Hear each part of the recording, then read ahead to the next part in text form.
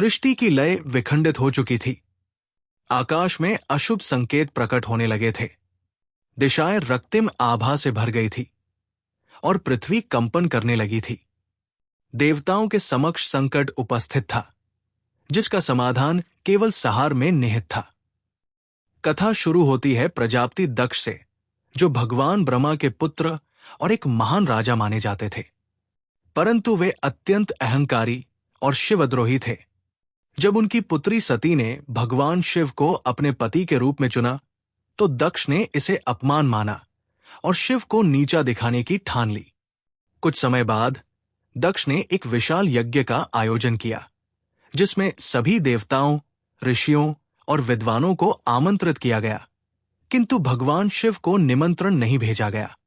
ये केवल उनका अपमान नहीं था, बल्कि शिव के प्रति उनकी शत्रुता का भी स्पष्ट संकेत था।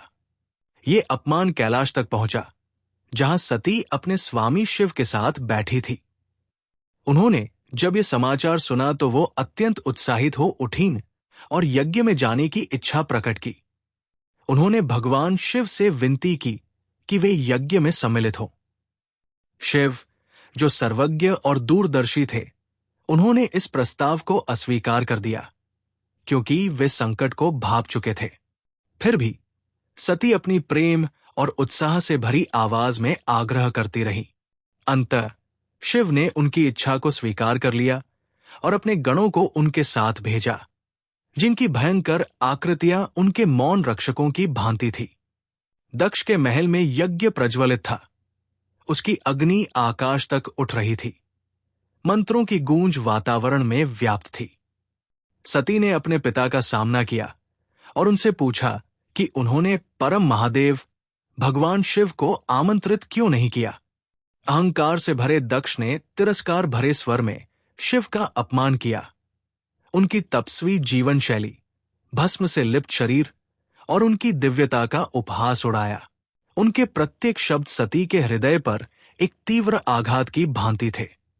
उनके भीतर अपार क्रोध उमड़ पड़ा। अपने स्वामी शिव का ऐसा अपमान वो सहन न कर सकी।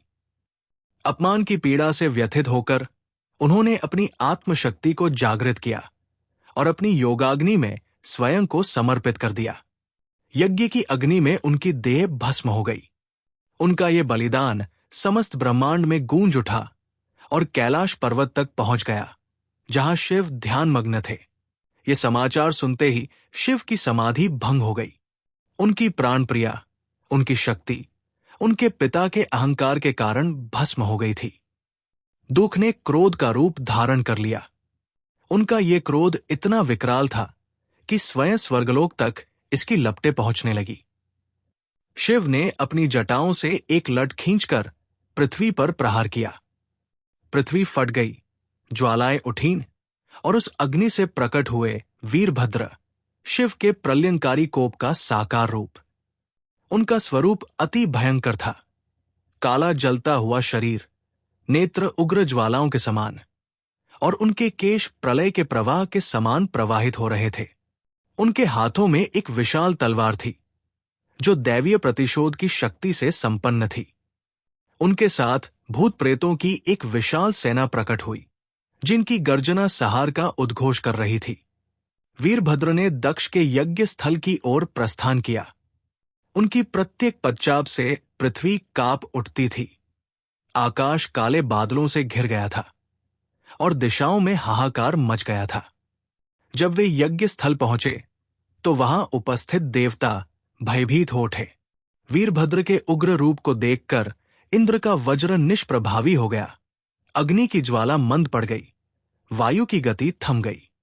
ऋषियों के मंत्र भय और आशंका में विलीन हो गए। वीरभद्र ने बिना किसी विलंब के यज्ञ मंडप पर आक्रमण कर दिया। उन्होंने समस्त यज्ञ सामग्री को नष्ट कर दिया, देवताओं को पराजित कर दिया और समस्त सभा में भय व्याप्त कर दिया। दक्ष, जो अब तक अपने अहंकार में अडिग था, भय से कांपने लगा। वीरभद्र ने अपनी तलवार उठाई और एक ही वार में दक्ष का सिर धड़ से अलग कर दिया। यज्ञ वेदी रक्त से संग गई और संपूर्ण वातावरण शिव के प्रलयंकारी तांडव की साक्षी बन गया। देवता, जो इस विनाश को देखकर भयभीत थे, शिव के पास गए और उनसे क्षमा याचना की।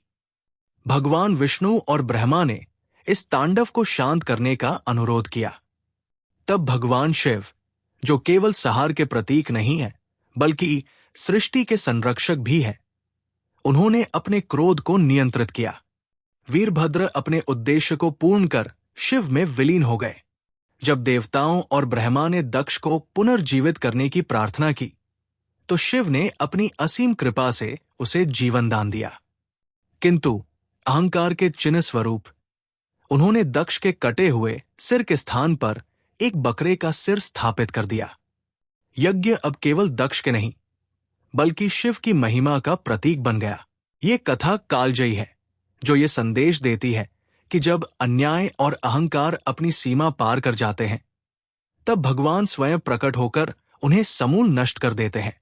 यदि भगवान वीरभद्र की कथा आपको पसंद आई, तो इसे लाइक करें और अपने दोस्तों और परिवार के साथ शेयर करें, ताकि ये दिव्य कथाएं हर किसी तक पहुंच सकें। हमारे चैनल युग कथाएं को सब्सक्राइब करना न भूलें और बेल आइकन दबाएं। धन्यवाद।